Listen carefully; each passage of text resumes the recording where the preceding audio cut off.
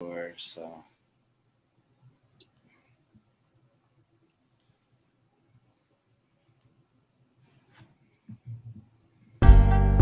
the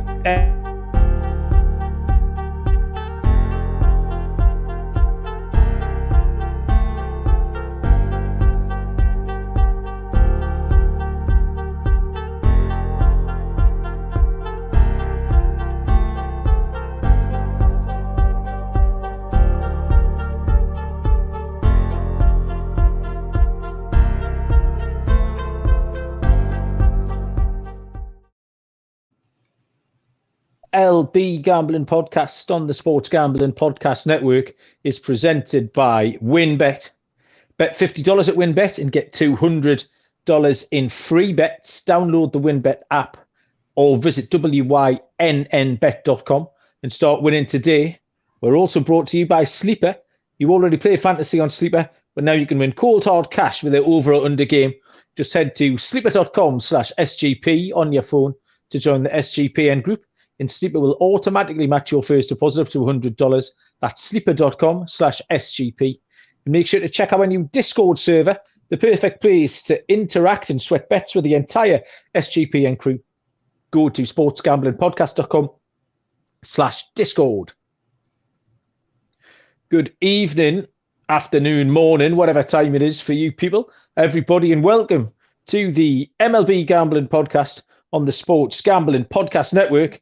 My name is Malcolm Bamford, joining you from Newcastle upon Tyne, up on the northeast coast of England. Today is Wednesday, July the 13th, and we are here to handicap a slate of games in MLB for Thursday, July the 14th. We've got a little three-way going tonight. First up is the OG. If it wasn't for bad luck, he'd have no luck at all lately. Mr. Munaf Manji, how you doing? Oh, what's going on, Malcolm? It's been a rough. Yesterday, my picks yesterday really had some bad luck. I'll tell you that much, and then we'll get to the soccer this morning. But I had the over in the Twins and the Brewers game, and there was like 5 different rain delays in that game. There was one. I was watching the game. There's one point where the umpires decided to shut it down because of the rain, and then the grounds crew rolled out the tarp. And once they were done getting it off of the thing, whatever it's called, the rain completely stopped, and the poor guys had to roll it back up and get off the field. And they started within another 5 minutes. So that game ended 6-3, and it ended up pushing. I don't need to get into the Yankees because I'm pretty sure everybody knows what happened in that game. I took the -2.5, 3-0 going into the 9th, and they lose the game 4-3. So that's the day it's kind of. But I will say I'm off to a 4-0 start today. Yeah, we've got a couple of things I need to pick your brains about, Munaf, in a little while. But we will introduce our third leg this evening. Mr. Dylan Rockford. Dylan, how are you? Oh, it's great to be with you boys today. Coming off a great 5-5 day, but I was up 1 unit yesterday. Started the day 3-0. Was on the Detroit Tigers plus money. Didn't come through. Royals wind up winning, but I'm wearing my shirt, Malcolm, because of all the disrespect that I've gotten this week. Mets, everyone said they were done. Braves are a better team. You favor their pitching matchup. And what did we do? We went into Atlanta. We took 2-3 going into the All-Star break. So I'm feeling good. My team's feeling good. Yeah, that's a lovely little momentum builder, that, for the New York Mets. It was a big series, I felt. I think, but you could see, or you could sense that both clubs felt that it was quite a pivotal series as well. And the Mets have laid down a marker there. Moon, after obviously the New York Yankees, that made me laugh last night because, like I say, your luck's been absolutely horrible. And then last night, that was my through the night radio game, and I woke up at about 4 a.m. just as the commentator said, that was a hell of a rally. The Cincinnati Reds win 4-3, and that's all I heard. Fell back asleep. Then I caught up with the rest of it this morning, and I thought, when I saw the little 4 in the box score, I thought, maybe a walk-off grand slam or something. But no, it was a walk-off. What was it? Walk, hit by pitch, pass ball. It was just horrible to watch. It was like death by 1,000 paper cuts watching that. You should be thanking me because you originally had the Yankees run line -1. Yeah, I know. I had to pivot because the line was too short, so I changed it and picked a winner. Yeah. Yeah, I mean, it's just I think a lot of people, I don't know for what it is, it's kind of been up and down for this past couple of weeks in baseball. I don't know what's going on, but it's a new day. Like I said, today I'm off to a pretty good start. Hopefully that can carry into the rest of the pod today and then rest of the week. So ready to talk about some games, but we did have some news. Or do you want to get to the soccer stuff, or do you want to talk about the news that we got this morning? Well, yeah, very briefly, that we're in mourning already today on the MLB gambling podcast. We're already behind. I got some information earlier on that the Switzerland women's football team all had the shits, and that there would be no match for the Swedish women's football team. So we all piled on the handicap. And Sweden could not put that game to bed. They got in front, Switzerland equalised. Sweden got 2-1 up. And then goal after goal after goal. They lost two goals were disallowed for offside, ruled out by the VAR. And Sweden missed chance after chance after chance. So I feel like I'm slightly in debt to Munaf and Noah, who I think both took it. And in fact, there was a couple of lads in the soccer Discord as well. Joel Meyer was over there, and he had a small interest as well. So I do apologise, Munaf. I said that's a couple of pizza bits. That I owe you. But the baseball news you're talking about, I guess, Munaf, is the sacking of Charlie Montoyo at Toronto. Yeah, I think a lot of, not just Toronto fans, we got Dylan's thoughts on this obviously as well, but it just felt like that there was going to be a time, like there was two managers that were kind of in the talks that they needed to get sacked, right? One was Charlie Montoyo of the Toronto Blue Jays, and then the other one is, obviously, we've been talking about this from last season, Tony La Russa, who needs to get sacked. So Blue Jays made the move today. We'll see what happens with the team, and this can go both ways, Malcolm. I know we were talking about a lot this offline before we got on here, that the Toronto Blue Jays are just dealing with so many injuries to their pitching rotation, right? We talked about how Kevin Gausman was out. He's supposed to be back on Thursday for his start. And then, Ryu, he's been in and out of the rotation. Kikuchi got off to a pretty decent start, at least by his standards, but he's regressed back to the Kikuchi that we've been seeing. So there's really been a lot of injury. The bullpen hasn't been healthy or that good either for the Toronto Blue Jays outside of Jordan Romano. So there's a lot of talent on this team. And I know we were talking about Joe Mangan fired that. The Angels, there's only really two guys that are quality guys on that team, Ohtani and Trout. But this Toronto team has a lot of talent on this team. And we'll see what happens if this is a rallying point for the Toronto Blue Jays. But I thought this was certainly worth mentioning. Yeah, Dylan, you see, I can never quite work this out as far as, I think from my perspective all the way over here, is what effect or what difference a manager makes. Obviously, I'm from a football background, EPL, and the manager, their stamp, their personality, it's all over the football team. They play in a certain way, whether it's possession, whether it's 3 at the back, 5 at the back formation. You can't do that in baseball. But there are, I'm guessing it's things like bullpen changes, and you can make decisions whether to steal bases or play small ball, etc. But if you're just running out your best lineup and your best pitching rotation all the time, then what effect does the manager have? Because the White Sox were great last year, despite Tony La Russa. They're not doing very well this year, and Tony La Russa's in the barrel for it. We saw the Phillies sack their manager and go 20-something in 10. We saw the Angels sack their manager and go the exact other way. So what's the exact difference it makes? That's not too big a question. Yeah, so from what I've realized watching baseball my whole life, it doesn't matter how many great calls or great decisions you make. The ones that are questioned by the top, the GM and the owner, and some of the bad losses that the organization has had, those are the ones that are always going to be remembered by them. So I think some bad losses the Toronto Blue Jays had this year, some questionable calls.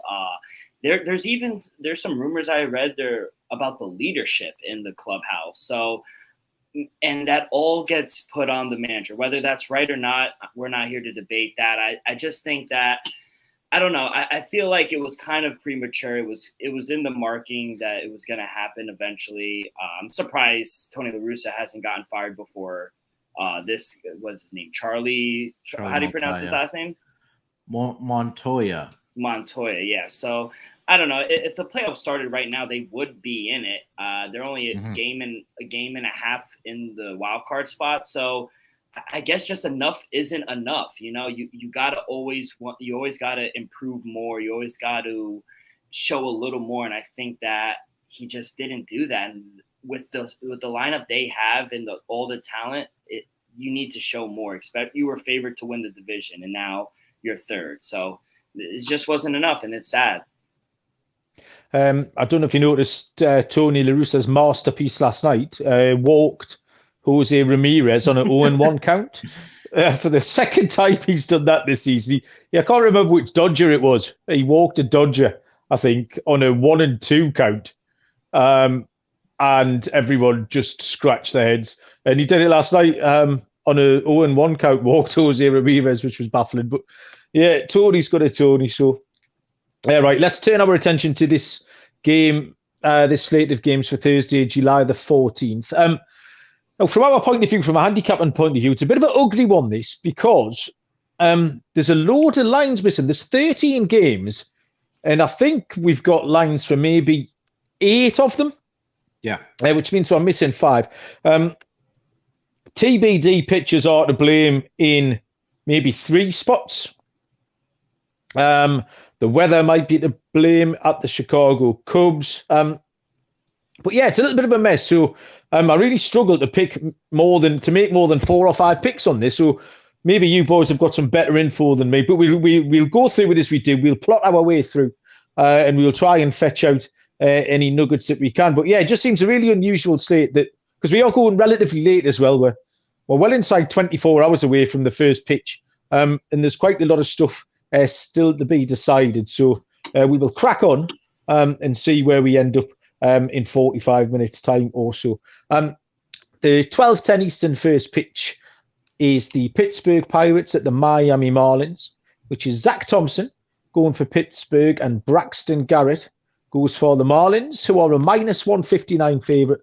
Pittsburgh are +136, totally set at 7.5. Zach Thompson is 3-6, has a 4.38 ERA, has pitched 63 2/3 with 47 strikeouts. Braxton Garrett is 1-3 with a 4.33 ERA, 35 1/3 pitched with 29 strikeouts. Thompson, in his last 5, has a 3.04 ERA. He's given up 2 earned runs in each of his last 4 starts. Relatively short starts. Normally goes 4 2/3 or 5, and that's about his limit. The biggest concern I found for Thompson was his road ERA here of 5.27. Braxton Garrett for Miami is exactly what we thought he was going to be, which is bang average. The lines that you see are pretty much what you're going to get out of him. I think that middle 4 ERA. There was nothing to split these pitchers particularly. And I thought at the prices, and I know Moonaf's going to smirk again because I've been taking the Pittsburgh Pirates a lot recently, but they have won 4 in a row. Miami have lost 2 in a row. And I think Pittsburgh can go well again here. So I'll take the Pirates at +136, Moonaf. Yeah, I think the one thing that if you kind of go through the game log for Zach Thompson is that he only had 2, I think it was back in April, where the ERA on at least his road ERA is really inflated because in April, 2 starts, one against the Brewers, he gave up 6 earned runs, and then he had that the Pirates had that 21-0 loss against the Cubs back in April as well, where he gave up 4 earned runs, but 9 runs overall. But since then, he's been pretty solid on the road. It's really just the bullpen that is coming in for the Pirates and just kind of blowing it up for them in these road games. So if you like the Pirates, I'd probably look at Zach Thompson first 5, and then if they are up, maybe look at Marlins at a live once Zach Thompson is pulled out of this game. But yeah, you're right, Malcolm. There's nothing really that could really differentiate with between these 2 pitchers. Braxton Garrett 0-2 in his last 5 games, 4.44 ERA in 5 starts. He's given up 13 earned runs. The Marlins have lost 3 out of his last 5 starts at home, 0-1 with a 5.63 ERA. So I would probably maybe look at Pirates first 5 innings money line in this game. And then if they are actually up, I'd probably come back and see if I can get a live line on the Marlins. Okay, so Munaf likes the old switcheroo. Dylan, what do you think of this one? Yeah, I like the over 7.5 in this one. I made my line 8.4. I do think there is some value here with the Pirates, so I do like that play. But I think there's going to be a little revenge factor. Zach Thompson is facing his old team, but his road ERA does scare me a little. I think we'll see plenty of runs. He's given up 2 or more runs in every one of his starts. Now with Garrett, he's had his worst outing at home this season against the Giants. So I'm going to fade both pitchers and root for a lot of runs. And I do like the Pirates play. I do think there's value there. Okay. Next up, we have a 3:10 Eastern first pitch between the San Diego Padres and the Colorado Rockies. Blake Snell goes for San Diego, and for Colorado it will be Kyle Freeland, 2 left-handed pitchers here on the mound. San Diego minus 132, Colorado plus 113, totally set at 11.5. Munaf, we'll throw this across to you. San Diego at Colorado. Yeah, Blake Snell on the mound here for the Padres, 1-5 with a 4.66 ERA over his last 5 starts, 1-2 with a 3.95 ERA. He has faced Colorado twice already this season. He's 0-1 in that situation with a 5.06 ERA. 10 2/3 innings pitched against the Colorado Rockies this season. He's allowed 6 earned runs overall, walked 6 guys. He had a great outing in his last start against the San Francisco Giants, but we've talked about a lot of that over this past week and in the previous week as well, that the San Francisco Giants offense has just really been struggling. Last night, I know they got the victory against Dallas Keuchel, but I think that's an outlier because Dallas Keuchel has been struggling to say the least this season. But in the 2 starts against the Colorado Rockies this season, he has lost both, or the Padres have lost both of those starts. In Colorado, he went 4 2/3 of an inning, gave up 5 hits, 4 earned runs, 5 runs overall, did walk 4 guys.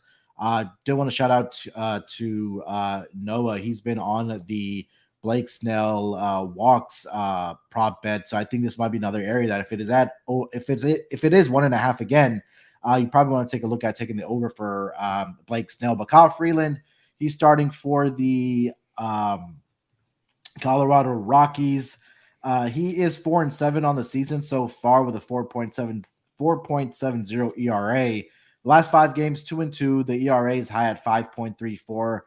He has faced the Padres twice this season as well. The Rockies are 2-0 in that situation, where his ERA is a little lower at 4.15.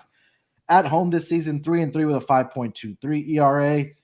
This all kind of just points me to take a look at the over in this game. I know a lot of the games so far between these 2 teams have been on the lower end, but I think this might be a spot, especially with a left-handed pitcher on the mound for the Rockies, where they've been really good, that they can score some runs here against Blake Snell. So I like the over in this game, and I also do like the Colorado Rockies.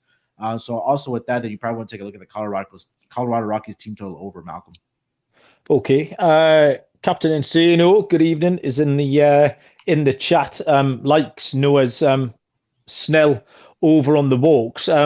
Got some numbers on that. His last 5 starts, Snell's gone 2-4, 2-4-2 in terms of walks. He's had 4 career starts at Colorado as well, and has gone 3-3, 2-4. So that looks like a very wise move. When I looked at this earlier on, the total was set at 12, and that seemed a lot. Even though I wanted to take the over. Blake Snell's had 4 career starts at Colorado, as I just mentioned, has an ERA of 6.5 in those starts. The line has now moved to 11.5. Kyle Freeland's poor at home as well. What I wrote down here was, but I'll need to ask you boys a question, is the first 5 over. I think we could get some runs early off Snell and Freeland, and it might just settle down after that. But with a total of 11.5, what would the first 5 total be, boys? 6.5. Yeah, I was going to say 5.5 or 6, something like that. Okay, right, yeah. I'll take that. It's something I don't do very often. I'll often take a first 5 under if I like the 2 starting pitchers. But the first 5 over doesn't get on my radar. But yeah, let's go off road a little bit, and I'll take first 5 over with Snell and Freeland giving up a few runs between them. Dylan, what was your play on this? Home puppy, Malcolm. I took a shot with the Padres a few nights ago. Didn't work out. I'm going to have to lay off them for a while. Just something's not right with this team. They lost again last night. It just seems like the Rockies just have their number this season. So Rockies, they've been able to score some runs recently, so I think they'll be able to get to Snell, especially early on. That's why I do like that first 5 over. As for the total, I did set my line at 11.7, so I do like at 11.5. 12 just seemed a little high for me, but at plus 115, I'll take a shot with the home puppy here. Next up, 7:05 Eastern first pitch, the Atlanta Braves and the Washington Nationals. Kyle Wright is the pitcher for Atlanta, and Anibal Sanchez goes for Washington. I only have, oh no, I don't. I've got everything here. Atlanta are a prohibitive minus 221. Washington plus 187. Totally is set at 9.5. I thought this was a hard game to handicap, Dylan. How did you fare looking at this one? Yeah, I probably won't have any action on this game, but for the show, I'll take the Braves minus 1.5. You got to get some value here somehow. I think you just got to continue to fade the Nationals until after the All-Star break. The Braves just swept them last week. They lost again today against the and the Nationals closed at the favorite. So I don't understand, but they won't see my money. I'm gonna take the Braves here minus 1.5. Munaf, Atlanta at Washington. Yeah, I definitely agree with what Dylan is saying here. I don't want to lay the big price here with the Atlanta Braves either. I'm not comfortable taking the run line either with Kyle Wright on the mound. He did have a good start against the Nationals in his last start, but they only won that game 4-3. But with Sanchez on the mound here for the Washington Nationals, I believe this is his first appearance this season, if I'm not mistaken. But we'll see how he fares, and then we'll probably maybe either back him or fade him going forward for the Washington Nationals, because last year I think this was a guy that we were fading, Malcolm. So no official play for me on this. I would just lean with the Braves. Maybe a money line parlay piece if you for the parlay bettors with the Braves money line here. Yeah, Sanchez has been out for a long time with injury. He comes back tomorrow. I don't think he's pitched in nearly 2 years. But yeah, when he did, he sucked anyway. I don't know how far we'll get into the game tomorrow. He might just be 2, maybe 3 innings. But whatever way, and it's not very original or exciting, but Atlanta run line was the only conclusion you could draw. We might get proved wrong. Something like happened with the Reds and Yankees last night, but there's no way you can bet anything else unless you look for some Atlanta props or team totals, things like that. But it has to be Atlanta in some form or another. 7:05 Eastern first pitch is the Cincinnati Reds and the New York Yankees. Why are you giggling? Oh, mate, my heart bleeds for you. Luis Castillo goes for the Cincinnati Reds, and Nasty Nestor Cortez, the lefty, goes for the New York Yankees. Cincinnati are plus 177, a fraction of the price they won at last night. New York Yankees are minus 207. Total here is set at 8. Castillo is 3-5, 2.92 ERA. Has pitched 71 innings with 74 punches. Cortez is 7-3, 2.74 ERA. Has pitched 88.2 innings with 95 strikeouts.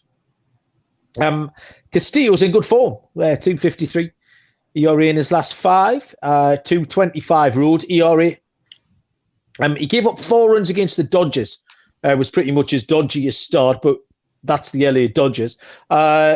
He's been perfectly serviceable against other decent sides, Tampa Bay and Atlanta. He's managed to hold to just 1 run or less. So, yeah, no problem with Castillo here at all. Cortez is just struggling a little bit.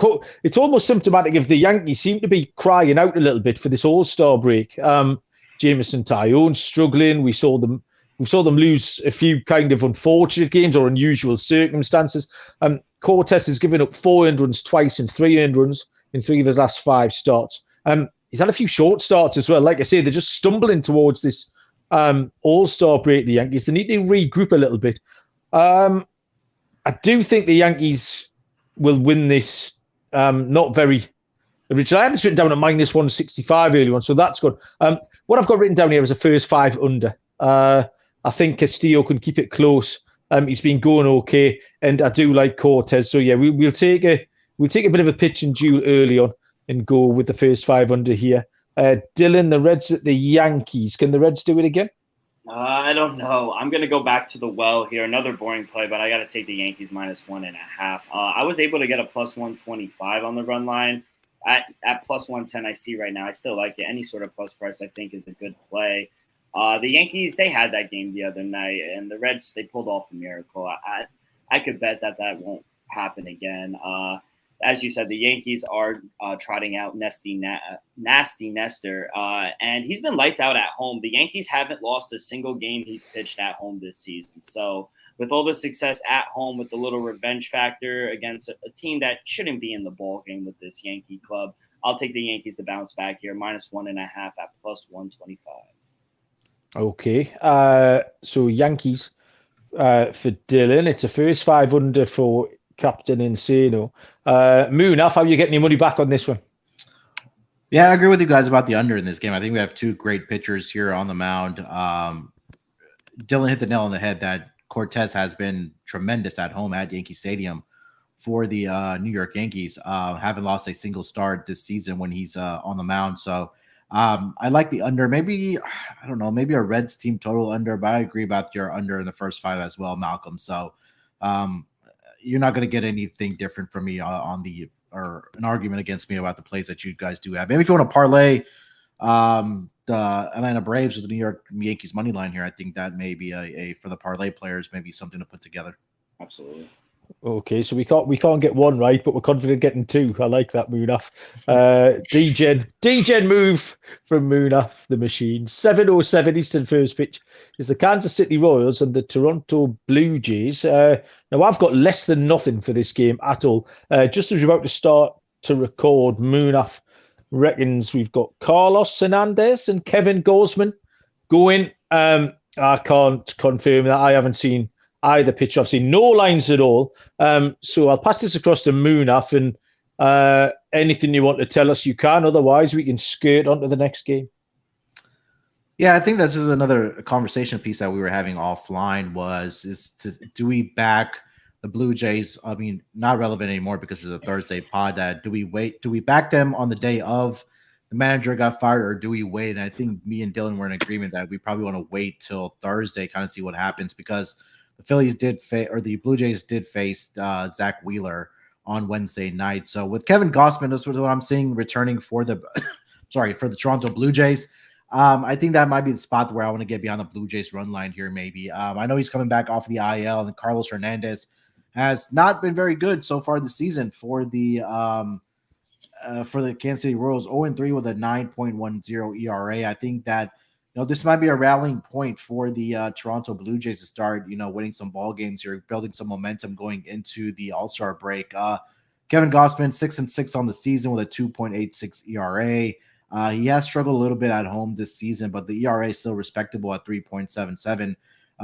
Records are even at 3-3 at home and 3-3 on the road. So I'm going to take a stab here with the Toronto Blue Jays run line. I know we don't have a price out here, but I think this is going to be a huge get up spot for the Toronto Blue Jays with their quote unquote ace back on the mound for them in Kevin Gausman.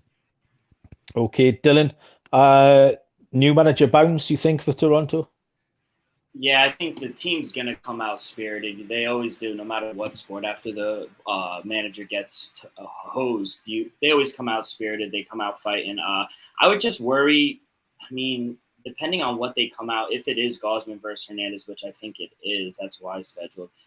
Anything -140 or lower, I think you got to take a shot with the Blue Jays on the run line. I think they're going to open up a big favorite. Maybe you want to look towards an over. If it's 8.5, 9, you look over there. But there's no way I could back the Royals here on the road, especially after they just fired their coach. I'd probably be on the Blue Jays run line as well. Okay. Sorry, Malcolm. Go ahead, finish. I had a note to add, but go ahead. I was just going to say I've got absolutely nothing on this game whatsoever. So you crack on, Moonaf.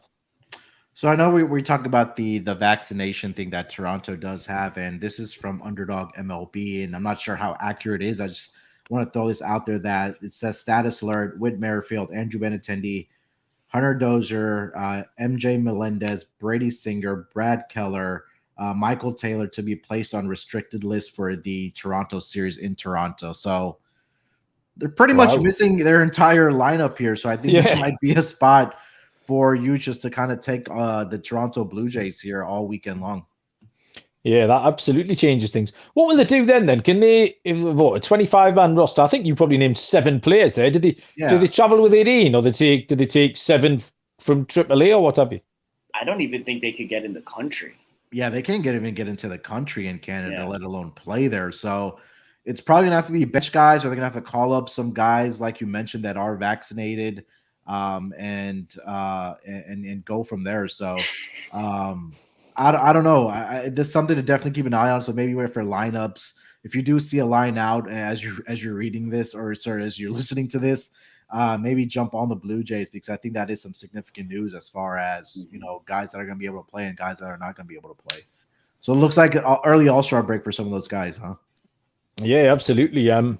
That's good info, that Munaf. I need to replace MJ Melendez for the weekend in my fantasy team. You might have saved me a few quid there. We're laughing in the background. Noah is behind the scenes, like the Wizard of Oz, doing the captions tonight, and he's making us laugh with a couple of things that keep popping up. So if you're not on the YouTube stream, then you're missing out here.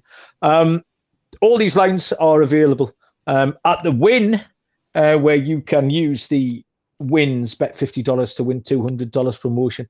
The $50 bet will qualify you for up to $200 in free bets. And WinBet are reducing the juice in baseball games as well. So it is by far the best place to get your MLB bets on. The fantasy football promo is still running as well. If you bet $500 or more on sports or casino, you'll be entered to win the ultimate fantasy football draft experience at Encore Beach Club, which includes a 2-night stay at Wynn Resorts for you and your entire league. Loads to choose from. Download the WinBet app or visit wynnbet.com to get started. Offer subject to change. T's and C's at winbet.com. Must be 21 or older and present in the state where playthrough WinBet is available. If you or someone you know has a gambling problem, call 1-800-522-4700. And I will tell you about Sleeper, the app where one assumes you have your fantasy football league. I absolutely certainly do. But they have added to that already fantastic app a over-under game where you can make a few quid now. You can choose your players, choose your props, hits in baseball, total bases we've been playing, strikeout props, things like that. And you can choose your own stake and then win between 2 and 20 times that stake by being right. You can get in there with all your friends. You can tail each other's picks.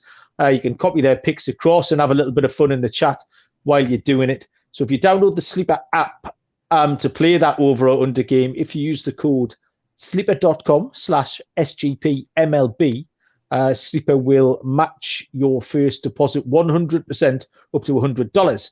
The code is sleeper.com/SGPMLB for your 100% deposit match bonus. Terms and conditions apply. See Sleeper's terms of use for details. Next is, I am definitely going to forget the New York Mets game in a bit. So when I do that, Dylan, wave at me or something, because it's now disappeared off the top left-hand corner of my screen, never to return to my mind. 7:10 Eastern first pitch is the Detroit Tigers and the Cleveland Guardians. Elvin Rodriguez is back. I haven't seen him for a few weeks for the Detroit Tigers. And Tristan McKenzie for the Guardians. Now, this is another no lines. We've got a few coming up, actually. We've got a little run. I don't know why this wouldn't be priced up, because I've seen both pitches confirmed pretty much all day for me. So we'll throw this across to Dylan, see if he can shed any light on the pitching matchup and why there's no lines, or if indeed he sees any. Yeah, I don't see any lines. I do have both pitchers, Rodriguez and McKenzie, going. I made McKenzie over a $2 favorite. I know I'm a little higher than most people on the Guardians and their pitching staff, but I just don't like the way this Tiger team has been playing. They've lost 4 out of their last 5, and they've been really struggling to score some runs. As for the Cleveland Indians, they've won 3 out of their last 5. At home, they're a little better. They're 22-18, while the Tigers, they're 15-27 on the road. Don't like to back this team on the road, and I just want to fade Rodriguez here. He has an 11.51 ERA, so I like McKenzie here. If you want to go first 5, eliminate the bullpens, I like that first 5 money line, or first 5 -1/2. So I'm going to be on the Guardians here. Moonaf, did you have much on this? Yeah, Tristan McKenzie in his career against the Detroit Tigers, 2-1 with a 1.17 ERA, 1.17, 37 strikeouts in 5 appearances. He did have a start earlier this year against the Tigers where he went 7 2/3 innings and only allowed 2 earned runs, which were, I think, both solo home runs that he gave up. So, if he's able to get that run support, I know that the Guardians have been putting up runs at least in the series, in their past series. I know I had them yesterday where they got, I think, about 4 runs in that game. I know they got shelled in that second game of the doubleheader, but Dylan's right. I think that you can't put your money behind Elvin Rodriguez here. I mean, he's been atrocious all season long, and I'm trying to see if he did have any rehab starts or AAA starts before they brought him back up, and he was pretty decent. But now you're going up against a professional baseball team here, so I'll probably go with the Guardians on the run line here. Yeah, I think Guardians run line's the only play I could probably get to. I didn't have anything else for this. I've had a bit of a crush on McKenzie ever since he pitched lights out against the Yankees about 2 weeks ago. He was absolutely outstanding, so I made a mental note to follow him. I was hoping to get him in some more competitive situations than he'll face tomorrow. You're right. I've watched Detroit as well the last couple of nights, and they don't look like scoring any runs. If they're going to win a game, they need to win it 2-1, and that doesn't look like happening with Elvin Rodriguez on the mound. Next up is a 7:10 Eastern first pitch. We have a TBD pitcher for the Boston Red Sox, and the Tampa Bay Rays pitcher will be Drew Rasmussen. No lines again. Hands up, gents, if you see any lines, but I've got nothing for this. Have seen nothing all day either. I can give you. Have either of you seen a Boston pitcher at all? Go on, Munaf. I see Cutter Crawford. I don't know if Dylan sees the same okay. thing. Yeah, that's exactly who I got as well. My sources are letting me down today, gents. This is unacceptable. Drew Rasmussen is 5-3 with a 3.10 ERA. Has pitched 66 2/3 with 57 strikeouts. Rasmussen, he's a bit of a head scratcher. He's only made it out the fourth inning once in his last 5 starts. He's been going along okay. He has been on the road for 4 of those starts, so maybe some home comforts for Rasmussen might seem in a little bit of a better light. He's got a 1.65 home ERA in quite a big sample as well. That's 32 in 2/3 innings. Cutter Crawford that you've just turned me on to is 2-2, has a 4.50 ERA, has pitched 30 innings with 38 strikeouts. He's not been going along too badly at all, really. He gave up 4 runs against St. Louis. He's had his last 3 starts at home, but he's been quite highly tried. He's faced St. Louis, Tampa Bay, and New York Yankees in those 3 starts and went well. 1 earned run given up against the Yankees, 0 earned runs given up against Tampa Bay. 365 on the road, relatively small sample. I don't have a play because I don't have any lines here, but I think Crawford could go quite well here. It's no secret that I've been slightly under on this Tampa Bay Rays offense over the last couple of weeks. Even in the spots they've scored runs, I'm not hugely convinced by it. So maybe a first 5 under, maybe a total, but I need to see them. But I don't mind Cutter Crawford at all. I wouldn't let that put you off getting involved with Boston if you wanted to. That would be my reading of the situation. Moon, after your Boston Red Sox, Cutter Crawford? Yeah, I agree about the under that you just said there, Malcolm.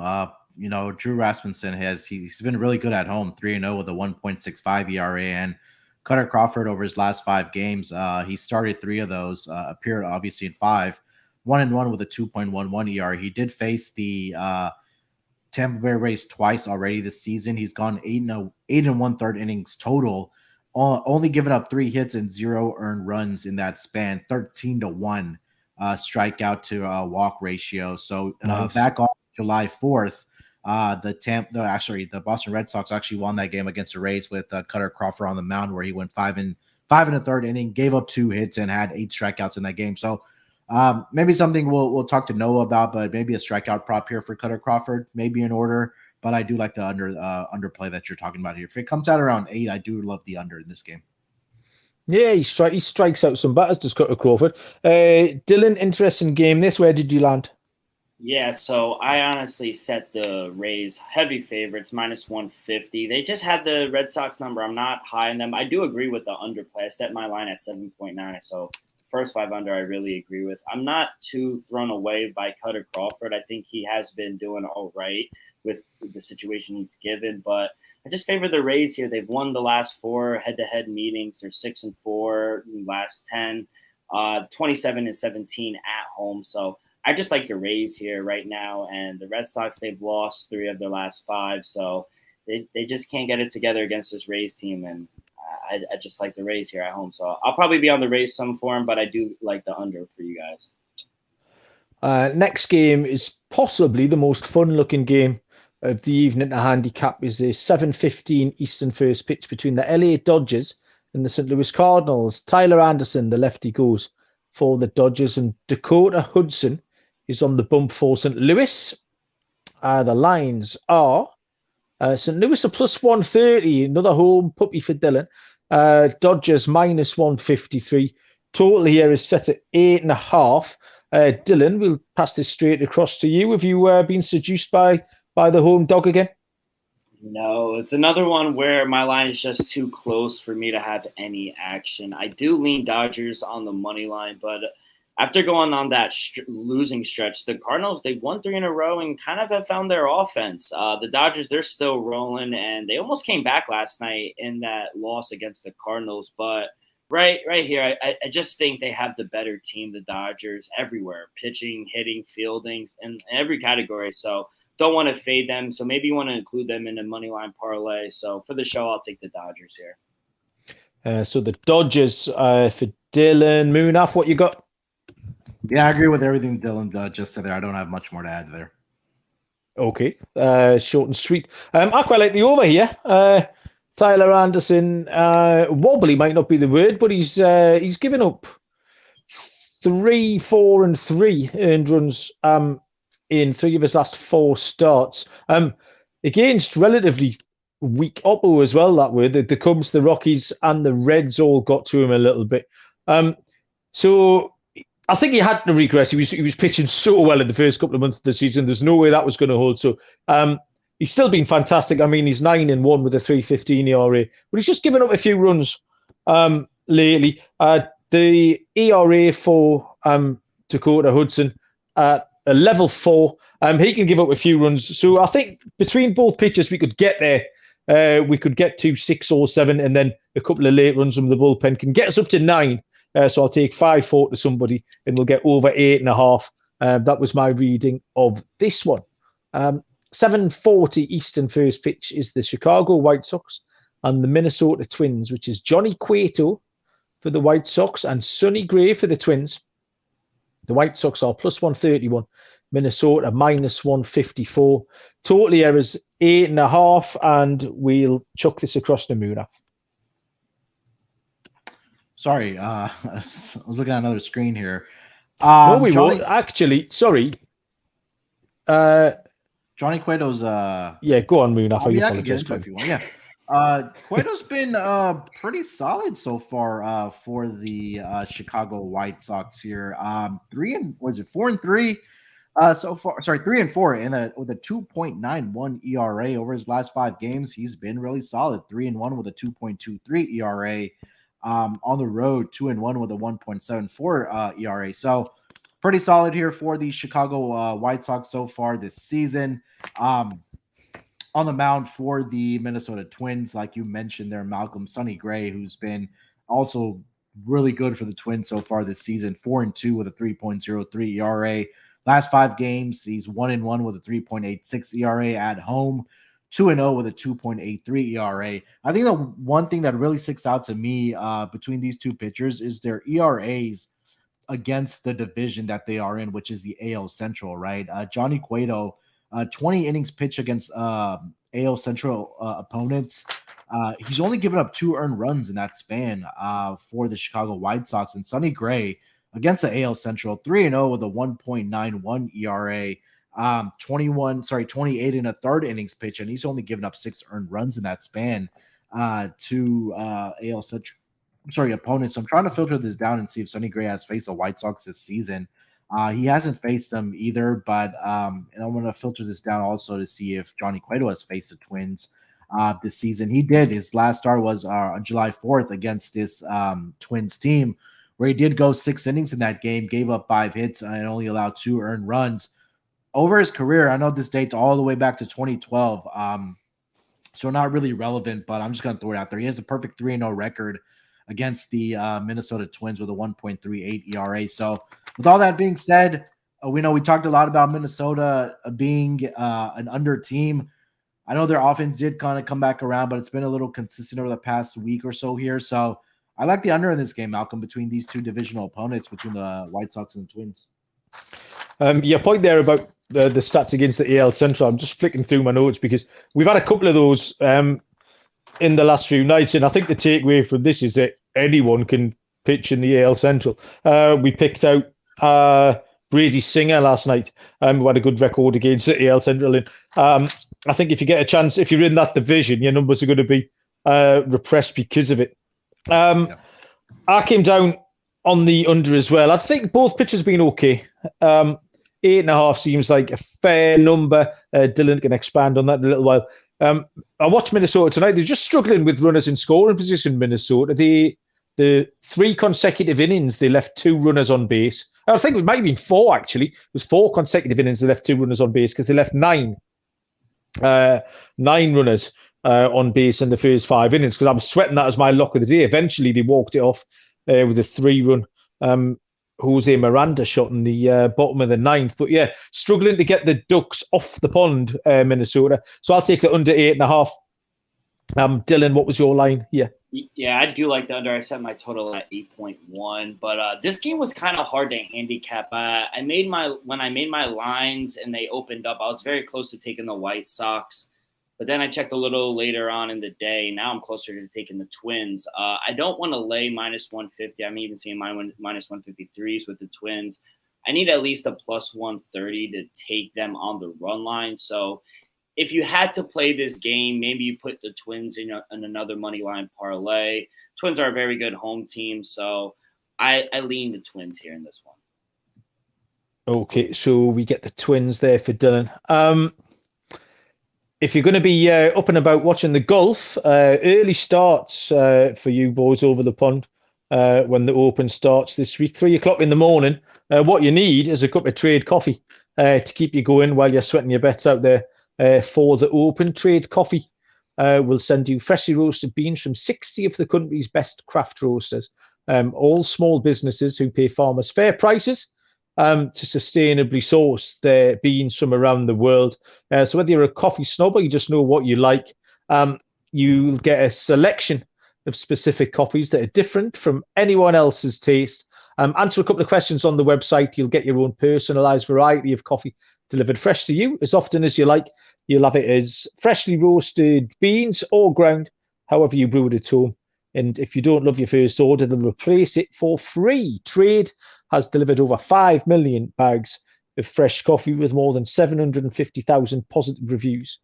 Right now, Trade is offering new subscribers a total of $30 off the first order, plus free shipping when you go to drinktrade.com/SGP. That's more than 40 cups of coffee for free. That'll get you through to the Sunday conclusion of the golf. Get started by taking their quiz at drinktrade.com/SGP and let Trade find you a coffee you love. That's drinktrade.com/SGP. 8:05 Eastern. First pitch is the Seattle Mariners and the Texas Rangers. Marco Gonzalez gets the start for Seattle. Officially a TBD pitcher here for Texas. I've got Martin Perez going, so you boys can correct me if you think I'm wrong on that one. No lines, unfortunately, as we are speculating on that pitcher. No lines at all. Again, give me a shout, gents, if you think you've got a line in front of you. Gonzalez is 5-9 with a 3.24 ERA. He's pitched 94 1/3 with 49 strikeouts. Perez is 7-2.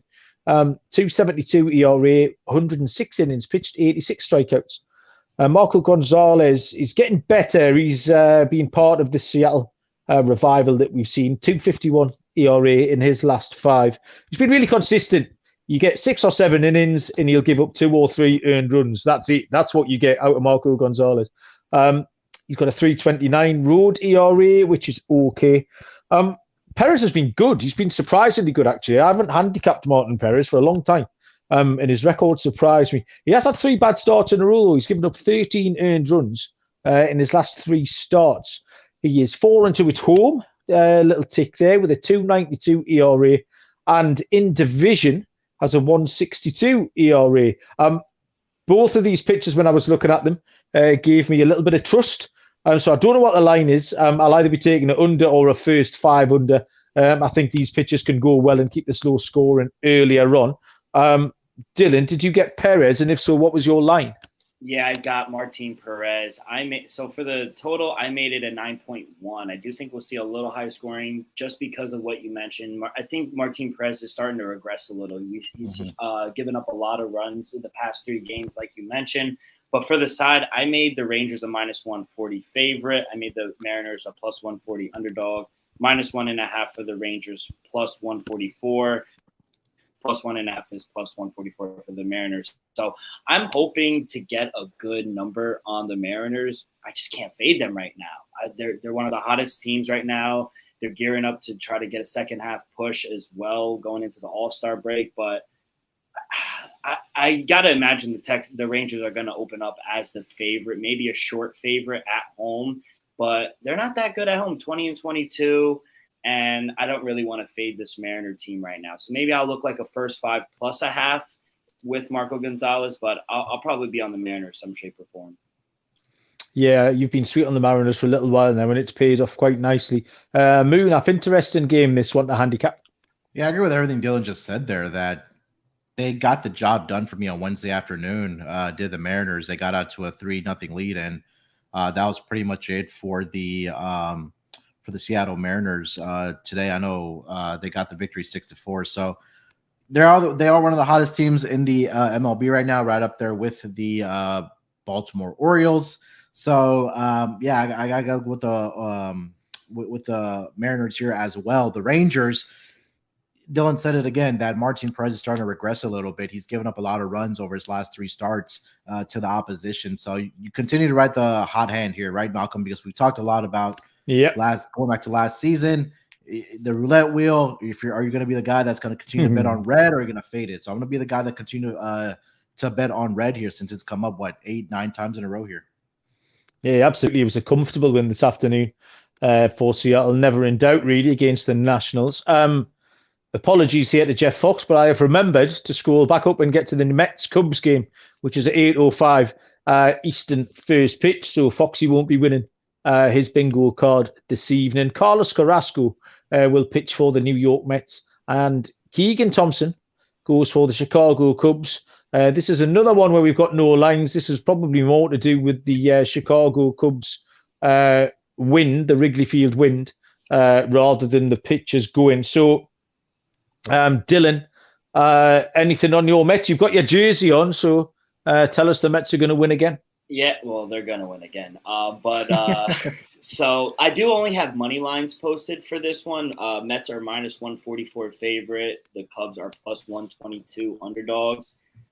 That's a little steep for the Mets, but I got to ride them. I only made them a -135 favorite. And I think the total isn't posted because I'm looking at the weather right now. For tomorrow around game time, you got 8-mile-an-hour winds blowing in at Wrigley. So expect the ball to come in. Jeff McNeil is still on paternity leave. He just had a kid. Starling Marte, I think they're going to hold him off maybe until All-Star with his hamstring injury. So Mets are losing, have lost some players, but just can't back the Cubs here at home. 17-28 at home. The Mets, they're rolling right now, 26-19. Yeah, Insano just said it. Can't take the Cubs right now. Exactly. Smart man. Let's ride the Mets here. Moonaf, you on the Mets? I want to be, but I can't. I mean, looking at Carrasco's numbers over the last 5 games, he's 2-2 with a 6.29 ERA. And then I know he's had 2 good straight starts against the Rangers and the Miami Marlins. And where he got into trouble was against the Houston Astros, but who's not getting into trouble against them right now? So maybe Carrasco's able to find his form again here in this game. against the Cubs. But definitely don't want to put my money on the Cubs either. You guys hit it as well. But Keegan Thompson has been pretty good over his last 5 games for the Chicago Cubs. He's 1-1 with a 1.93 ERA, 28 innings pitched. He's only allowed 6 earned runs in that span. So, and again, at home, he's 4-1 with a 2.14. And if the wind is blowing in this game with some key guys missing for the Mets as well, I can only look at the direction of possibly taking an under in this game. Again, I've got no real official picks here. I'll lean the Mets, I'll lean the under, but I'd be guessing with no numbers really. The Cubs do suck. Cincinnati, you've nearly caught them up. Cincinnati are 1 game back of the Cubs now. And after that horrific start Cincinnati had, that's relatively embarrassing stuff from the Chicago Cubs to have been reeled in by a Cincinnati team who give them such a good head start. 2 games left to handicap here, and we'll crack on with the Houston Astros at the LA Angels, which is at 8:07 first pitch. And the matchup is 2 lefties, Framber Valdez for Houston, and Reed Detmers is back. Has he been somewhere? Has he been on the IL? I haven't seen his name crop up for a little while. Reed Detmers for the Angels. If I can find some lines, which I can, Houston are -155, LA +135. Total here set at 8. And we'll pass this across to Munaf. Hometown Houston at LA Angels. Yeah, Framber Valdez on the season so far, 8-4 with a 2.64 ERA, 96 strikeouts, 40 walks so far this season. But the one area that I do want to back Framber Valdez is on the road. And so far this season, he is 5-2 with a 1.76 ERA, 66 2/3 innings pitched on the road so far this season. He's only allowed 13 earned runs in that span. The walks are a little bit of a concern with Framber Valdez, where he's given up 25 of his 40 walks on the road so far this season. But filtering it further down against the Angels, at least this season, he's already faced them, I believe, 3 times. He had 1 really bad start against them, which was back all the way in April. Not sure how much we can take away from that. The last start was July 3rd against his Angels team, where he did go 6 innings and only allowed 2 earned runs in that game. And I believe the Astros won that game 4-2 for the hometown team. Reed Detmers, like you mentioned, 2-3 with a 4.22 ERA. Last 5 games, he's been pretty solid. He hasn't recorded a win yet, but the ERA is very respectable at 3.47 for the Los Angeles Angels. He has faced the Astros once so far this season. 4 innings, 3 hits, 2 earned runs allowed in that game. He did give up 2 long balls to the Astros in that game. His last start was against the Orioles, where he went 6 innings of shutout baseball and only gave up 2 hits, but the bullpen really blew it up for the Angels in that game, and they lost that game 5-4. So I'm going to continue backing the Astros here. Give me the Astros run line -1.5 in this game. I think Framber Valdez does well. And again, this Angels team is just not hitting right now. And Mike Trout, I believe, left the game on Tuesday night for the Angels. Not sure what his status will be, but Ohtani's going to be on the mound on Wednesday for the Angels. Maybe he gets a day off going into the All-Star break. But other than that, outside those 2 guys, Malcolm, this team is nothing for is the Angels. So give me the Astros run line. Yeah, fair enough. Dylan, any strong fancies here? I do like the Angels. I do like the Astros run line play by Munaf. +112 is good. I was willing to lay -110 with them on the run line, so I do like that play. But give me the over 8. I set my total at 8.5. We've seen some high-scoring games between these 2. Angels, I think they're broken right now, but 3 of their last 5 games have gone over the number, and the Astros are 6-4 towards the over in their last 10 games.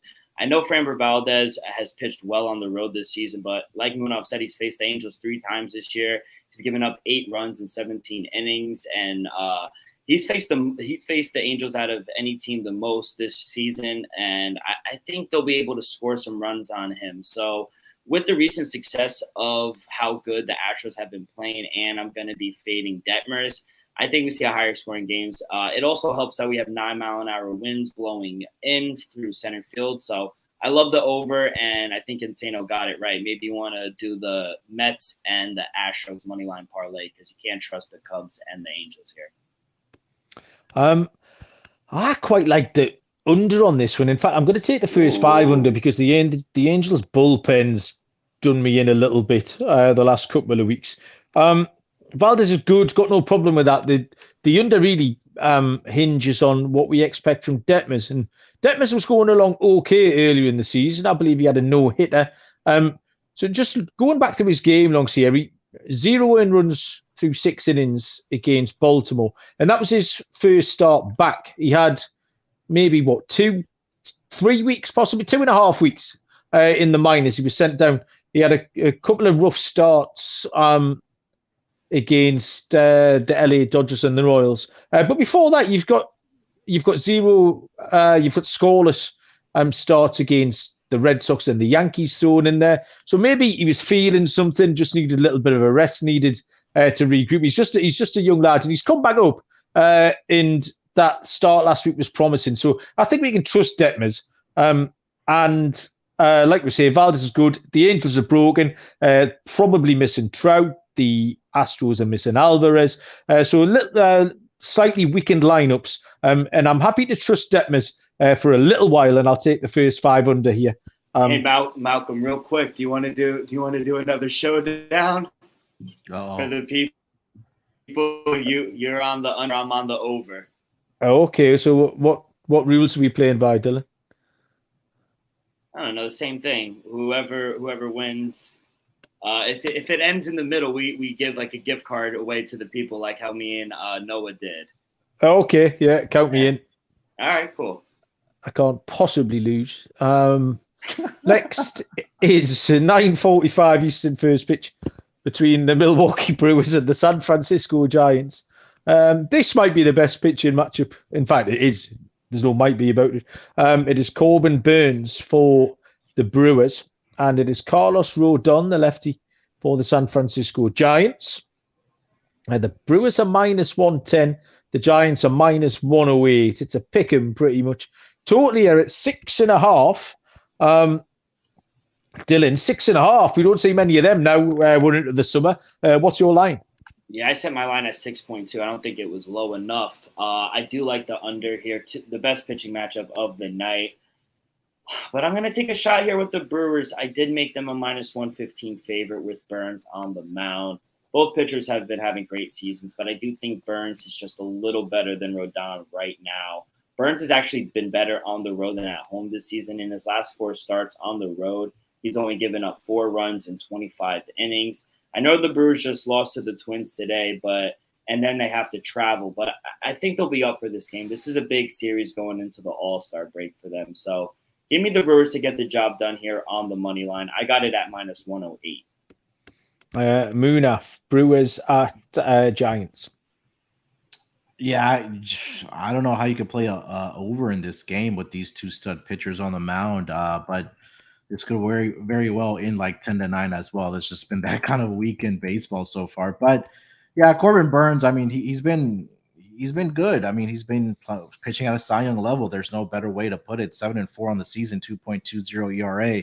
I think the difference here might be is that the Giants offense has just been struggling mightily over the past 2 weeks here. And again, we talked about the Dallas Keuchel. I think that's a outlier for sure because he's just been that bad.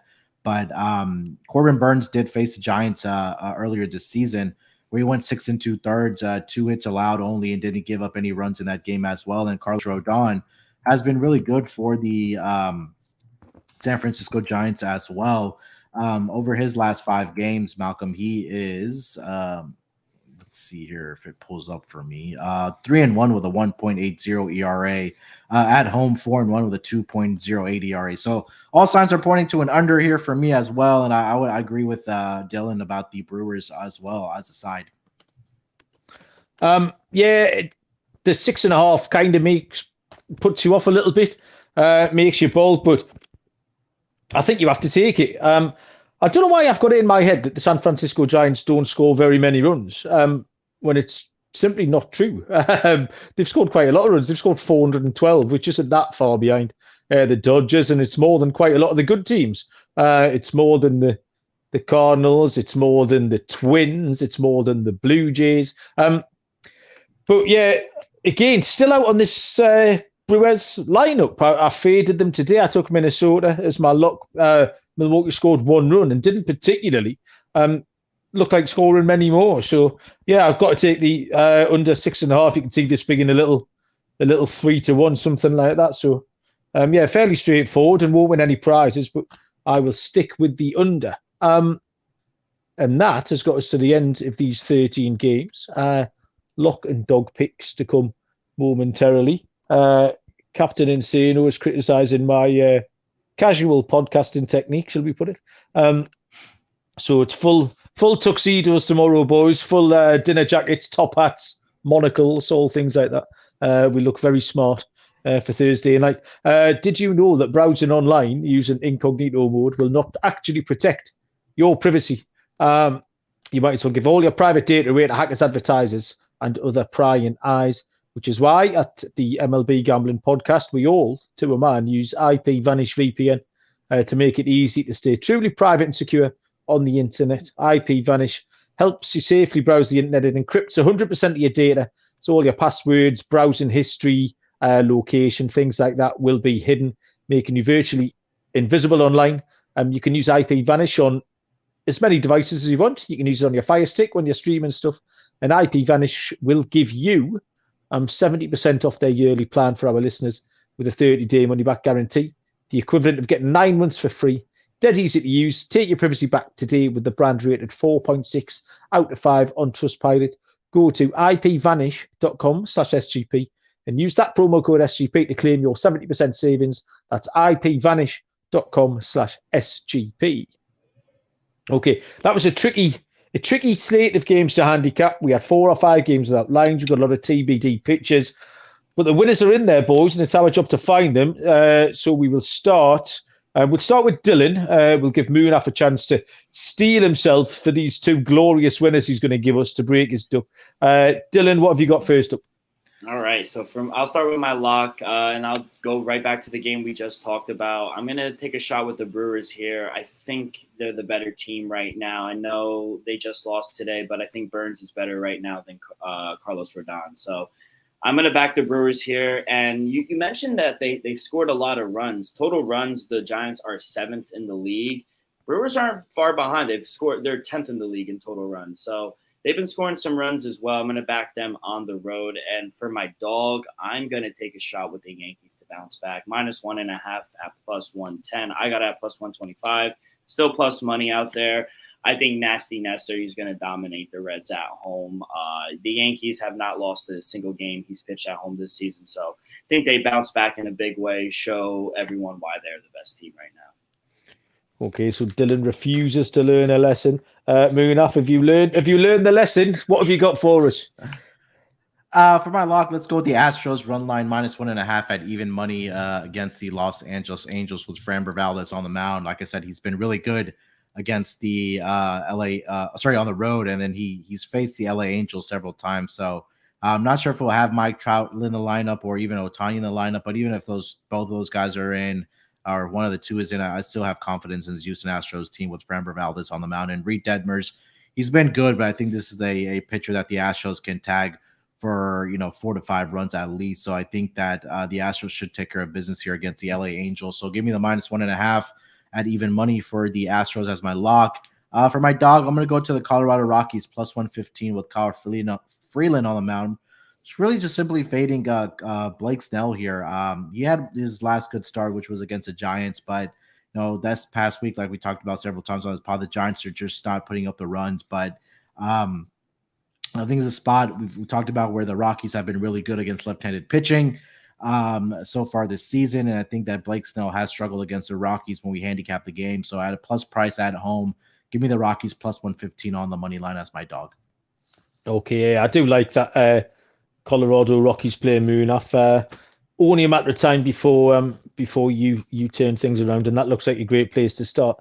My lock tomorrow, I am going to the LA Dodgers and the St. Louis Cardinals game. They're going to go over 8.5. And the Dodgers have been involved in quite a lot of high-scoring games lately. Finished 7-6 last night against the Cards. They had that mad game against the Cubs that was I don't know what it finished. It was 9-8 when I got sick of watching it in about the 5th inning.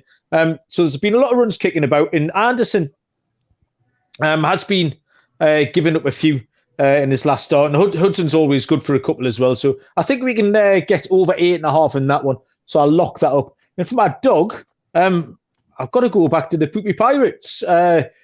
Pittsburgh plus 136 to win at Miami. I couldn't put a cigarette paper between these two teams in the handicap. So at the better price and with the ignorance of alternatives in terms of underdogs, Pittsburgh will be my play. And they've been kind to me as well recently, Pittsburgh. So why not? I will not bite the hand that feeds me, and I'll take the Pirates here at plus 136.